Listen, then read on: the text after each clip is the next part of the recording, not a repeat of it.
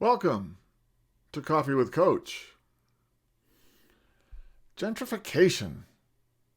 What is that? What's it doing to our black communities? And what are our black churches doing about it? We'll talk about that and more this morning on Coffee with Coach. I'm Steve Petty, and I have 3 goals with these videos: to help you become a better leader and pastor, to save you time and money, to help educate, energize, and motivate you to energize and motivate your church. Today's coffee cup, I picked it because it's the San Diego Padres.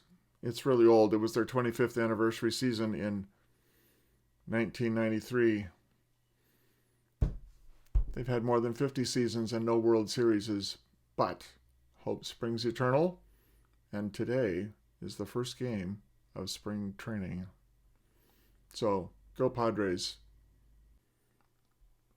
In the last 2 videos, I spoke with Reverend Cedrick Bridgeforth of the Grace United Methodist Church in Los Angeles about how things are going in the black church and how he has shifted online worship over the year that we have been in COVID-19 restrictions. Today, we will talk about gentrification. Gentrification is a touchy subject for the black church. As urban centers become more crowded, property values have risen. Many black residents, now approaching retirement, are lured into selling their homes and using that cash to buy a newer home in a more remote location where life is more relaxed than the urban, hectic centers they live in. But many of those homes are being bought by people who are non-black.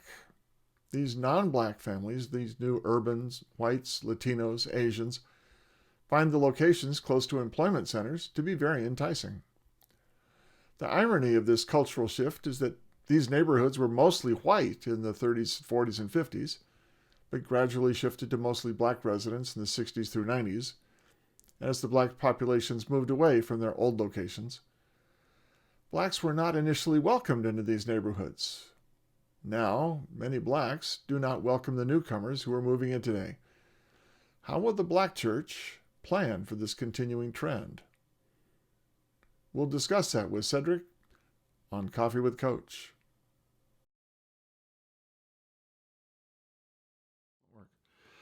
One thing we didn't touch on is the I know it's a tough subject in a lot of communities, especially like at Crenshaw, the regentrification of some traditionally black communities. There's a lot of feeling on both sides of that, as that affects the community as a whole, but it affects people who might sell and go out of that community, and other people who felt resentment for the money coming in, and some people who are excited because that means their property values are going up and they can get that loan that they wanted to improve their own property. How's that affecting the churches that you're in touch with? Mm-hmm, mm-hmm.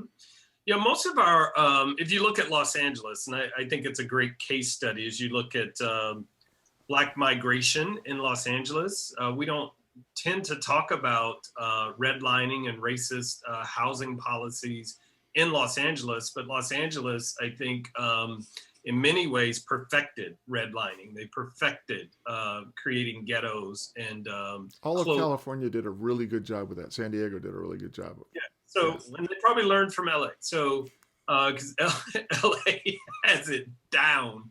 And so as you look on the east side of, not East LA, but if you look at the east side of LA, and that's east of the 110, and down Central Avenue and Main, you'll see just this plethora of African-American congregations. And many of those on Main started on Central or over on Avalon or San Pedro. And when they grew, they were able to shift toward Main. And then you had the Harbor Freeway come in, and that became the new dividing line. And so black migration began to move west. People, move their families west, mm-hmm. but they left their worship centers on the east side of the city. And so you have that. And so even in the days when people were going to worship, They were leaving the west side and going to the east side, going back to where they started, back to where they grew up or whatever. And so those were community churches, but now they are commuter churches. You also lay on top of that this reality that the fastest shrinking demographic in LA City is that of Black and African American people. I mean, that is the fastest shrinking demographic. You wouldn't know that if you looked at city leadership, unless you looked at it over the last 30 to 40 years and you see the decline. But those at the higher echelons of management and leadership positions within the city and the county are African American, but they're all, within 5 to 6, 7 years of retirement, right? Mm-hmm. And what's happening is when those people retire, they leave LA because their LA retirement dollar, along with the value of the home that they bought 40 years ago, allows them to live like kings and queens anywhere else in the world, right? And their children and grandchildren have already gone somewhere else because they can't even get into the housing market or the job market here in LA. So they're already gone. And so those are contributing factors to the shrinking demographic. So you take communities like Baldwin Hills, Leimert Park, View Park, Windsor Hills, even Fairview Heights, which is where our Grace Church is located. You see, just one by one, or even 10 by 10 on some blocks, for sale signs that pop up one day and down the next. And, a white or an Asian family are setting up camp, in that space. And there are some who, speak against that. But my mantra is if you don't buy, they can't sell.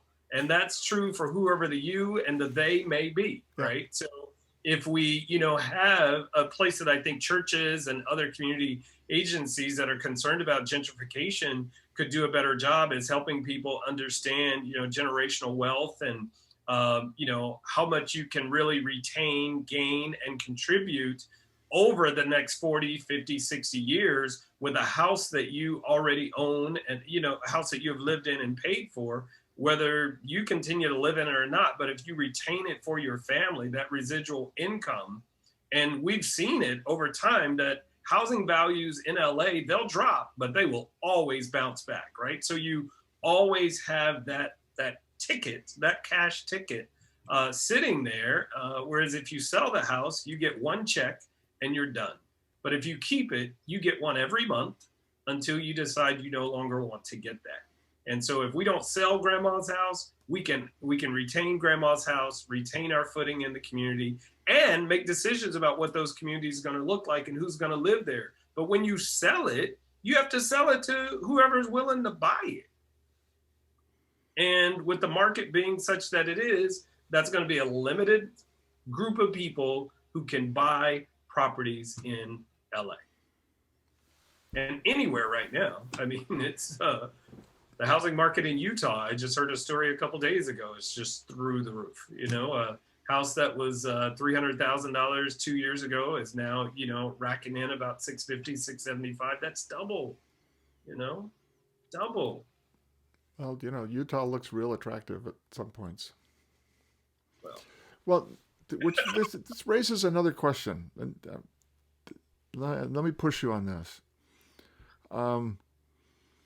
If we're seeing this kind of turnover ethnically within those traditionally Black communities, and we're seeing more whites and Asians and more diversity in ethnic people moving in because they have means and they can get into those homes,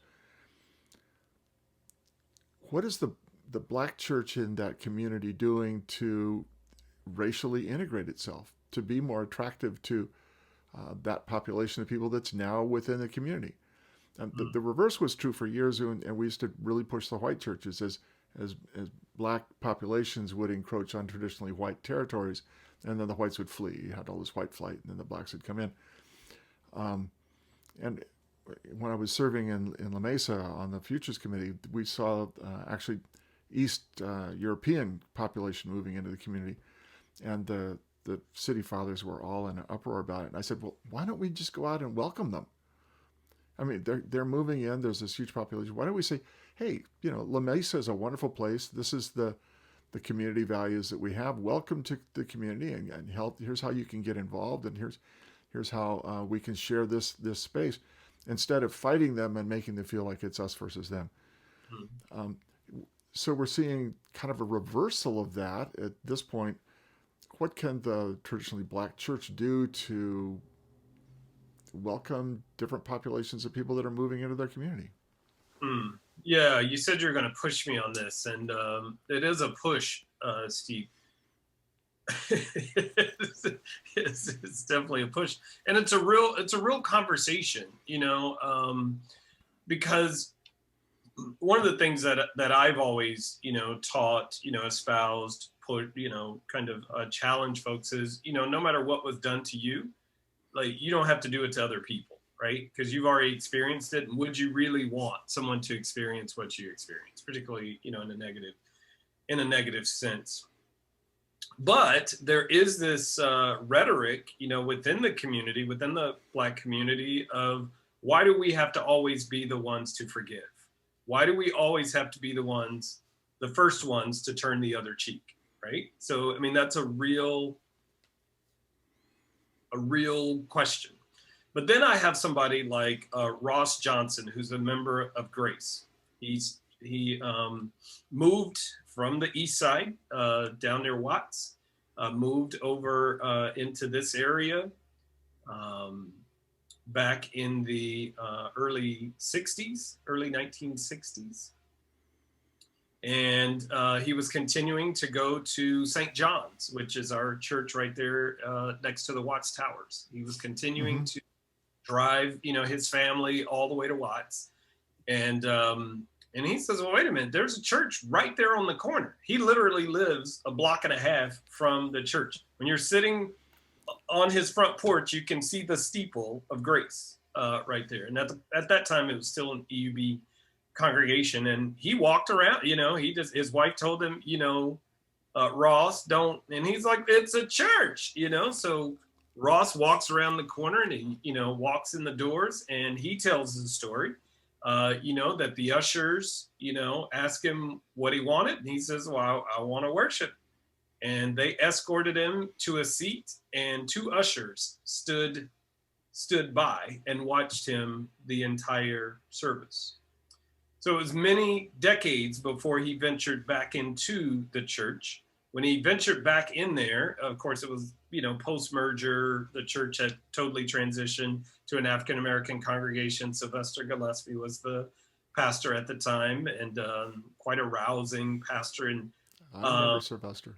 Yeah, and Mr. Ross, tells the story of, he appreciated, that this was a different group of people, but he still had that feeling in that building, from when he had gone, years before. And so through the years, he would visit, and, various pastors would, try to convince him, well, we're right here. You ought to just join us and quit, driving all the way back, across town, whatever. And he would always say, one day. Well,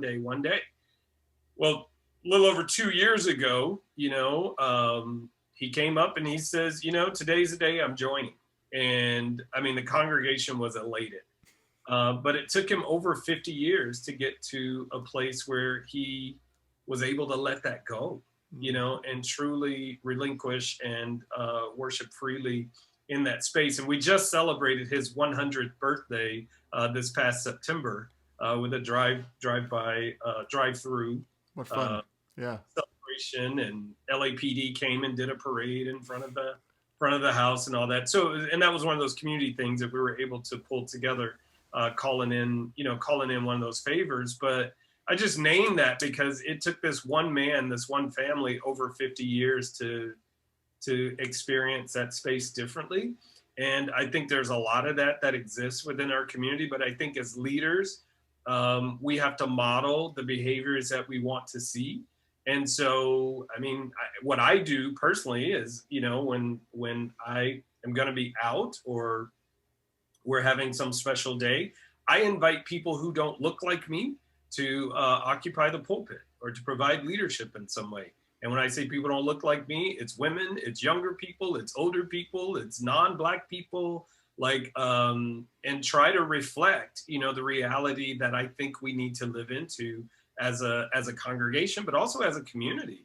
Because as people are moving in, I don't think it really helps us to be particularly neighborly to keep talking about this is a Black community, or this is a white community, or this is a whatever community, when other people are moving in and trying to make home and find space for themselves and be family together in the same way that we have all sought it and wanted it and maybe found it, right? So I think it's incumbent upon us to, one, model what it is we want to see, and to be intentionally invitational at every opportunity that we have, and not to let up on that just because it's going to be hard. It may hurt, and everybody may not understand it. But we have the examples of the Ross Johnsons of the world, is that if you just stick with it, if you just keep doing the right things and you just stick with it, it'll stick to you and it'll stick with you. Good example. Good example. One of the things that when we were working together doing district stuff in North District, that I came to appreciate about where I was living at Northridge in the San Fernando Valley, was that the San Fernando Valley was just the world come into a small valley. You could find any ethnic group from any place in the world in that valley. You could go to any restaurant from any ethnic group and find ethnic food for that country, that nation, that particular bent. And for the most part, all those people lived in somewhat harmony together. We enjoyed each other's restaurants. We went, do the things. But when we worshiped predominantly in homogeneous pods. Predominantly white folks worship with white folks, and Koreans worship with Koreans, and Vietnamese worship with Vietnamese, Chinese with Chinese. And we don't easily get outside of those pods. And yet I think where I looked at the growing churches, some of these mega churches, they're pretty multicultural, at least in Southern California. You see a lot more people with a variety of backgrounds. I think that the staying with our pod in a multicultural setting like LA, San Diego, like the Southern California Metroplex, staying within your pod is probably not the best strategy for ultimate church growth. As we've said, we want the church should ultimately reflect its community. But man, that is hard to get people to worship with other folk, or to feel comfortable walking into that church if you're not of that ethnic cultural group, to walk in and worship with them. Having said that, as the big, tall, white guy, as I have visited a number of African American congregations, I have never been so warmly welcomed into a congregation as when I walk into a Black church. I can walk into a white church and be completely ignored. I cannot walk into a Black church and be completely ignored. There's going to be 15 people that come up and say, "It's so good to have you here with us," and be, maybe it's because I stand out. But I always felt that was really a genuine, you're here to worship God with us, you're welcome. Come on in. Here's a bulletin. Here's Samantha. You can sit next to Eddie and John, and people just welcome me right in. We have to find a better way, I think, moving forward. It's been a delight to talk to you. Thank you, Steve. This has been fun. I always enjoy our conversations, and now we have one on record. So. Oh my gosh, we've got it on record. Any final thoughts you have as we bring this all to a close? Yeah, I would, just want to challenge you and all of our other colleagues to just continue to have these types of conversations, across different perspectives and in different regions to understand. And I think in a place like Southern California or anywhere in the Western United States, actually, with all the migration that happens to this space, I think learning about different people and how they worship and what works for them and how they make connections in community can just help all of us be better leaders in our congregational and our community context. And so I appreciate conversations like this because it helps to just put that front and center. It is my pleasure to do it, and it's been a delight to have you. So maybe in the future we'll have to do this again. All right, let's do it. Cedrick Bridgeforth, thank you so much for sharing with us on Coffee with Coach. All right, thanks, Steve. I hope you find these videos interesting and worthwhile. And if you do, I encourage you to click that little red button over there in the corner and subscribe. Love to have you as a subscriber to my videos on Coffee with Coach.